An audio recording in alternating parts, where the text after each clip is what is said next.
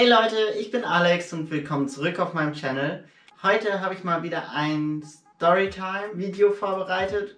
Ich werde euch heute fünf Rituale vorlesen, die es gibt, mit Geistern zu kommunizieren. Es sind auch sehr alte Rituale, die auch dazu verwendet werden, mit Dämonen zu kommunizieren. Das heißt, manche sind nicht ganz so ungefährlich. Dummerweise habe ich schon 2 davon gemacht und ich dachte mir, wieso machst du nicht noch ein drittes? Ich weiß, euch interessiert die Geisterwelt und würde sagen, wir legen einfach mal los. Es gibt dann noch an der ganzen Sache einen kleinen Haken. Wie ich schon gesagt habe, vielleicht mache ich noch ein drittes. Ich lese euch 5 Rituale vor. 2 davon habe ich schon gemacht. Und ihr könnt von den 3, die noch übrig sind, entscheiden, welches Ritual ich machen soll. Dazu schreibt ihr das Ritual, das ich machen soll oder an dem ihr Interesse hättet, einfach in die Kommentare. Schreibt mir auch gerne, was ihr von Ritualen haltet. Ich finde es immer ganz schwer, wenn es darum geht, wie man richtig mit Geistern oder dem Tod kommuniziert. Die ganzen Leute, die irgendwie ihre Wege beschreiben, ich finde die auch richtig, aber ich finde, es ist sehr schwer zu sagen, du machst das falsch, wie du mit Geistern kommunizierst. Wer kann schon wissen, wie man mit Geistern kommuniziert, wenn er nicht selber ein Geist war? Das Wissen, was die Leute haben, sind aus Erzählungen und Büchern, auch aus ihrem Gefühl heraus. Und genau das mache ich. Ich mache das, was sich für mich richtig anfühlt. Das heißt, wenn ich jetzt zum Beispiel ein Ritual mache oder an einem Ort bin, wo ich Geister beschwöre oder beziehungsweise Geister zu mir einlade und ich merke, es fühlt sich nicht richtig an, dann höre ich auch damit auf und beende das. Man soll sich da sehr, sehr auf sein Bauchgefühl verlassen. Ich hatte mal ein Nahtoderlebnis. Ich habe mich da selber von oben gesehen und dachte mir, wenn ich andere Leute um mich herum und mich selber sehen kann, wieso kann ich dann nicht von unten, die dort oben sind, sehen? Wieso kann ich quasi nicht hochgucken zu denen, die gerade halbtot oder tot sind? Und das bringt mich auch ganz nah in diese spirituelle Welt. Wenn euch die Story noch weiter interessiert, dann erzähle ich sie euch mal in einem Video. Wenn ihr die hören wollt, lasst ein Like da oder schreibt es einfach in die Kommentare. Und ich würde sagen, wir legen einfach mal los. Ich würde einfach mal gerne anfangen mit einem Ritual, das ich schon gemacht habe. Und zwar ist das Picture Game. Das ist ein paranormales Ritual, was auch in Gruppen durchgeführt werden kann, um einen Geist zu fotografieren. Man braucht auf jeden Fall einen Mitspieler. Umso mehr, desto besser. Einen längeren Faden oder eine Schnur. Eine Schere, um den Faden dann wieder durchschneiden zu können. Einen Spiegel pro Person. Eine Kamera. Am besten keine Handykamera, am besten eine normale Kamera, die auch mit Blitz fotografieren kann. Ein Glas und ein Getränk. Am besten irgendwas Alkoholisches oder Wein, weil es ist quasi ein Willkommensgetränk für die Geister. Wir haben das damals in einer verlassenen Kirche gemacht, beziehungsweise wir haben das dummerweise das Ritual 2-mal gemacht. Einmal ohne es wirklich zu merken. Einmal was in einer verlassenen Kirche, war schon verdammt gruselig. Wir wollten da eigentlich einen Overnight machen, aber wir sind dann wortwörtlich rausgelaufen, weil uns das so erschreckt hat. Wir haben uns die Bilder in dem Moment nicht mal angeguckt, aber es war einfach so ein ungutes Gefühl, das wir hatten, dass wir von diesem Ort irgendwie weg mussten. Man beginnt um Mitternacht. Man legt die Schnur oder das Seil in einen Kreis. Das Glas mit dem Wein kommt in die Mitte und die Mitspieler setzen sich jeweils mit ihrem Spiegel um den Kreis herum. Man soll aber aufpassen, dass man nicht in die Mitte dieses Kreises kommt oder ihn übertritt. Jeder hat seinen Spiegel. Solange kein Foto geschossen wird, legt man ihn vor sich auf dem Boden, so dass die reflektierende Seite unten ist. Was auch ganz interessant ist, bei vielen Ritualen werden ja Spiegel verwendet und die sind ja auch irgendwie der Zugang zu einer anderen Welt und auch eine Reflexion der Seele. Und das sagt man ja auch nicht umsonst, das kommt ja von irgendwo her. Ich denke tatsächlich, dass Spiegel ein Weg zu einer anderen Welt sind. Weiter mit dem Ritual. Ihr macht das Licht aus und alle schließen die Augen und jeder, der mitspielt, sagt nacheinander, ich vertraue dir. Alle sollten dann zusammen sagen, die Tür ist offen, kommt bitte herein. Das müsst ihr insgesamt 3-mal sagen. Die Tür ist offen, kommt bitte herein. Die Tür ist offen, kommt bitte herein. Die Tür ist offen, kommt bitte herein. Und dann dürft ihr die Augen öffnen. Jetzt gebt ihr diese Kamera reihum, macht ein Foto von der Person und sagt, ich habe dich erwischt und drückt ab. Es geht darum, um den Geist natürlich zu erwischen. Das macht ihr so lange in diesem Kreis, bis jeder von euch 3 Fotos hat. Euer Freund, von dem ihr das Foto macht, muss den Spiegel während des Fotos neben sein Gesicht halten, mit der reflektierenden Seite zu euch, also zur Kamera. Wenn ihr damit fertig seid mit den Bildern, dann sagt ihr: Es ist Zeit, nach Hause zu gehen. Es ist Zeit, nach Hause zu gehen. Es ist Zeit, nach Hause zu gehen. Licht. Macht die Lichter an. Zerschneidet den Kreis, nehmt das Glas und schüttet es draußen irgendwo weg. Ihr sollt euch die Fotos nicht während dem Ritual selbst anschauen, sondern danach. Und hier auf der Website sagen sie: Schaut hin, schaut näher, näher und da. Bei uns war es tatsächlich so, ich krieg auch immer Gänsehaut, wenn ich noch daran denke. Wir haben hingeschaut und wir konnten auch einiges entdecken. Wenn ihr dieses Video sehen möchtet, ich habe es euch unten in der Beschreibung verlinkt. Und jetzt geht's weiter mit Ritual Nummer 2. Das Ritual heißt The Game of the Scissors and the Book. Also übersetzt das Spiel der Schere und des Buches. Man sollte zu zweit sein. Ich glaube, man kann es auch alleine spielen. Ich vermute einfach, in vielen Ritualen ist auch die zweite Person als Schutz da, falls irgendwas passieren sollte. Man braucht dazu ein leeres Notizbuch, ein längeres Band, am besten in der Farbe Rot, und einen dunklen, ruhigen Raum. Und man sollte sich Ja- oder Nein-Fragen überlegen. Und auch die Person, mit der man sprechen möchte. Und natürlich braucht ihr dazu auch eine Schere. Man darf das Spiel auch jederzeit beginnen. Das ist nicht so, als ob ihr es direkt um Mitternacht oder 3 Uhr morgens machen müsst, was sehr gut ist, weil 3 Uhr morgens ist auch irgendwie eine Zeit, in der man vielleicht mehr wahrnimmt, weil man einfach müde ist und die Sinne einfach geschärft sind. Man will etwas sehen und ich glaube, dann sieht man auch mehr.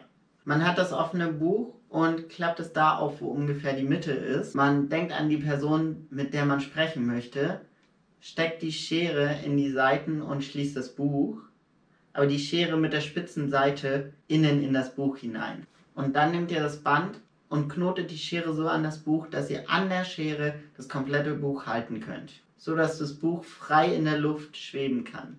Wenn ihr zu zweit seid, hat jeder einen Finger in den Löchern von der Schere. Wenn ihr an eine bestimmte Person denken wollt, dann denkt jetzt daran, welche Erlebnisse ihr mit dieser Person schon hattet. Und versucht euch ganz, ganz klar diese Person vor euren Augen vorzustellen. Die Stimme der Person, ihre Erscheinung und ihre Persönlichkeit. Wenn ihr euch die Person jetzt so klar wie möglich vorstellen könnt, dann sagt ihr: Wir beschwören den Geist von und dann den Namen der Person. Wenn du mit uns spielen möchtest, dreh das Buch rechts. Dann guckt ihr euch das Notizbuch an und wenn es ganz gerade da hängt, dann heißt es, dass es nicht funktioniert hat. Dann könnt ihr es noch 1- oder 2-mal probieren und danach solltet ihr euch verabschieden. Weil dann heißt es natürlich, dass der Geist nicht mit euch kommunizieren möchte. Oder der Geist, den ihr vielleicht sucht oder den ihr euch vorstellt, gar nicht anwesend ist. Wenn das Buch also nach rechts kippt, dann heißt es, dass der Geist mit euch sprechen möchte. Wenn das Buch nach links kippt, dann wisst ihr, dass der Geist nicht mit euch sprechen möchte. Und ihr solltet es auf jeden Fall sofort beenden und euch verabschieden. Wenn es aber, wie gesagt, nach rechts geschwungen ist, das Buch, dann könnt ihr dem Geist Fragen stellen. Rechts bedeutet ja, links bedeutet nein. Wenn das Buch gerade bleibt, dann heißt es, der Geist hat darauf keine Antwort oder kennt die Antwort darauf nicht. Wenn ihr fühlt, dass es Zeit ist, das Ganze zu beenden, beziehungsweise wenn ihr eure Fragen gestellt habt, stellt nicht zu viele Fragen. Wenn ihr eure Fragen gestellt habt, dann fragt ihr den Geist von den Namen der Person, die ihr euch vorgestellt habt, darf ich das Spiel verlassen? Wenn das Buch nach rechts zeigt, dürft ihr das Spiel verlassen. Wenn das Buch nach links zeigt, müsst ihr weiter Fragen stellen, denn der Geist möchte noch mit euch spielen. Fragt mindestens 5 weitere Fragen, bevor ihr noch einmal fragt. Und erst, wenn das Buch nach rechts zeigt, dürft ihr das Spiel verlassen.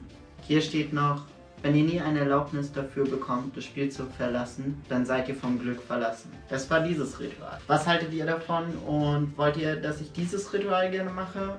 Oder entscheidet ihr euch für eins der anderen? Ritual Nummer 3. Habt ihr jemals vom Stranger Ritual gehört? Das heißt der Fremde? Nein? Wahrscheinlich ist das auch gut. Wahrscheinlich seid ihr einfach sicherer, wenn ihr nichts darüber wisst. Hier steht, vielleicht sollte ich euch nicht sagen, wie das Ritual durchzuführen ist. Es könnte gefährlich werden. Für das Ritual braucht man eine Tür, am besten aus Holz. Als nächstes braucht ihr 2 Kerzen, eine weiße und eine schwarze. Und ihr braucht ein Geschenk.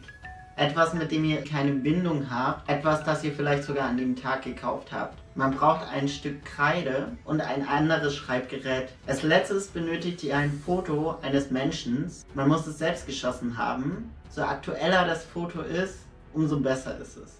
Wichtig ist es nur, dass es kein Foto von jemandem aus eurer Familie ist. Wartet, bis die Nacht hereinbricht. Es kann jederzeit durchgeführt werden, doch sind die Chancen größer, wenn es vor Mitternacht durchgeführt wird. Schreibt das Wort Stranger auf die Tür, die ihr dazu verwendet. Dann stellt die beiden Kerzen, eine an jedem Türrahmen auf. Macht das Haus bzw. den Raum, in dem ihr seid, komplett dunkel. Und auch alle Spiegel oder reflektierenden Oberflächen sollten abgedeckt sein. Man muss alleine im Haus sein, sonst schlägt das Ritual fehl. Man stellt sich vor die Tür und legt das Geschenk davor. Man testet erst... Oh mein Gott. Schön, wenn ich über sowas spreche. Und dann, ich nehme euch einfach mal mit.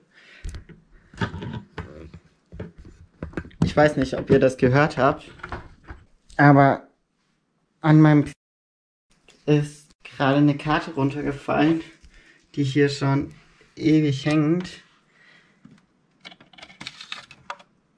Und ja, diese Karte, ich lasse sie einfach mal hier liegen.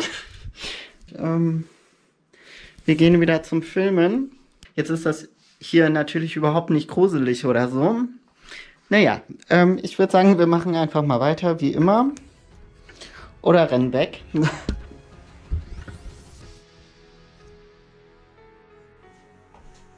So, ich hoffe, die Kamera steht ungefähr so wie vorher.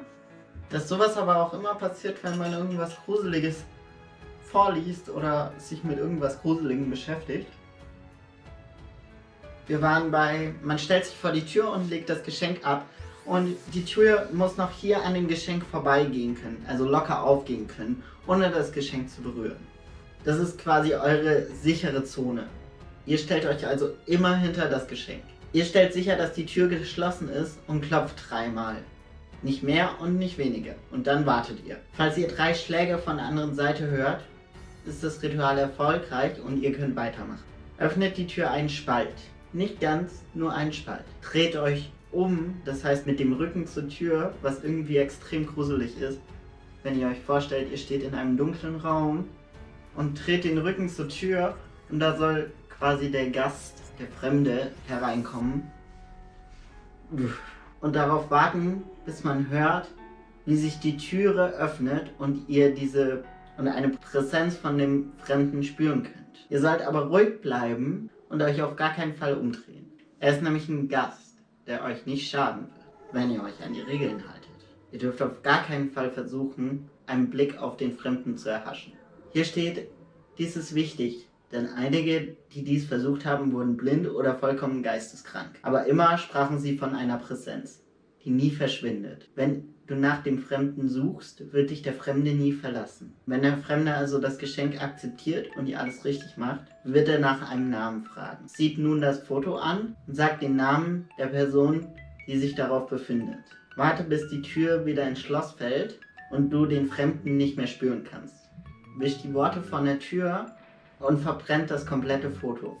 Wenn das Ritual erfolgreich war, wird das Geschenk verschwunden sein. Verriegelt die Tür und öffnet sie nicht bis Sonnenaufgang. Dadurch verhindert man, dass der Fremde nicht in deine Welt eintritt und dir schaden kann. Überprüfe in den nächsten 3 Tagen die Todesanzeigen. Wenn das Ritual erfolgreich war, dann wird die Person, deren Namen du den Fremden gesagt hast, sterben. Zwar gibt es keine einheitlichen Todesursachen, doch oft ist es ein Herzinfarkt. Es ist wichtig dafür zu sorgen, dass das Foto des Opfers auch wirklich bis auf den letzten Fetzen verbrannt ist. Wenn es nicht innerhalb von 3 Tagen passiert, wird das Bild verblassen und du anstelle des Opfers erscheinen. So nimmst du den Platz ein und wirst sterben. Ja, vielleicht führen wir dieses Ritual lieber nicht durch. weil ich möchte irgendwie nicht schuld sein, dass wenn jemand stirbt. Kommen wir nun zu Ritual Nummer 4. Das Ritual ist ein spanisches Ritual, das Spiel des Roten Buches. Und das Spiel, was man damit vergleichen kann, ist das Ouija Board oder Charlie Charlie. Es ist einfach quasi eine andere Art, mit Geistern zu sprechen, die dir auch Wörter zeigen können oder genau antworten können. Man braucht ein Buch und das Buch muss rot sein. Da darf nur Schrift drin sein, also keine Fotografien oder Bilder oder ähnliches. Mindestens eine Kerze, die auch rot ist, ein Feuerzeug oder Streichhölzer und wieder einen dunklen Raum. Und man sitzt in einem Kreis mit den anderen Mitspielern. Platziert die Kerze in die Mitte des Kreises und zündet sie an. Man legt seine Hand auf die Rückseite des Buches und schließt die Augen und fragt das Buch: Rotes Buch, darf ich dein Spiel spielen? Man soll dann seine Augen geschlossen halten und das Buch auf der Seite, wo es sich am besten anfühlt, aufmachen, seinen Finger irgendwo in die Mitte des Buches legen und da steht deine Antwort. Wenn die Antwort negativ ist, irgendetwas mit Nein, oder wenn sie keinen Sinn ergibt, dann habt ihr noch keinen Kontakt gemacht. Nur wenn die Antwort positiv ist, dürft ihr weiterspielen. Und jeder einzelne Spieler muss sich Erlaubnis von dem Buch holen. Dann beginnt das Spiel. Man wiederholt das Ganze. Man schließt seine Augen, fragt eine Frage und da, wo es sich richtig anfühlt, schlägt man das Buch auf, legt seinen Finger hin und hat seine Antwort, was auch immer ihr da rein interpretieren möchtet. Wie ihr das Ritual beendet. Wenn ihr alle Fragen gestellt habt, müsst ihr das Buch fragen: Rotes Buch, darf ich dein Spiel verlassen? Und ihr müsst auch so lange fragen, bis ihr gehen dürft. Wenn es jedem erlaubt wurde, das Spiel zu verlassen, schließt das Buch, blasst die Kerzen aus, öffnet die Vorhänge und dann macht das Licht an. Hört sich auf jeden Fall auch spannend an. Was meint ihr? Das letzte Ritual ist auch ein Ritual, was ich schon gemacht habe. Und zwar ist es One-Man Hide and Seek. Da geht es um... Mir kam es so ein bisschen vor wie Voodoo, denn man sucht sich eine Figur oder ein Stofftier oder eine Puppe aus, die man verzaubern möchte. Man schneidet das Tier auf und füllt es komplett mit Reis. Man reißt sich dann noch DNA bzw. ein Haar oder sonstiges aus von allen Mitspielern, näht das Ganze dann wieder zu und spielt mit diesem Tier eben Verstecken. Was ich daran sehr gruselig fand, ist, dass wir wirklich viele Geräusche gehört haben. Es hat sich wirklich angehört, als würde uns etwas suchen. Wenn ihr dazu auch noch die Erklärung haben möchtet, dann schaut unten in der Beschreibung. Wir haben das damals mit einem Einhorn gemacht und obwohl es ein Einhorn war, das total unschuldig war, war das eine der gruseligsten Nächte, die ich je erlebt habe. Aber das könnt ihr euch am besten selber anschauen. Ich hoffe, das Video hat euch gefallen, beziehungsweise ihr habt euch für ein Ritual entschieden, was ihr wollt, dass ich gerne mache. Schreibt es in die Kommentare. Falls ihr meinen Channel noch nicht abonniert habt, abonniert meinen Channel, damit ihr keins dieser Rituale verpasst. Adios!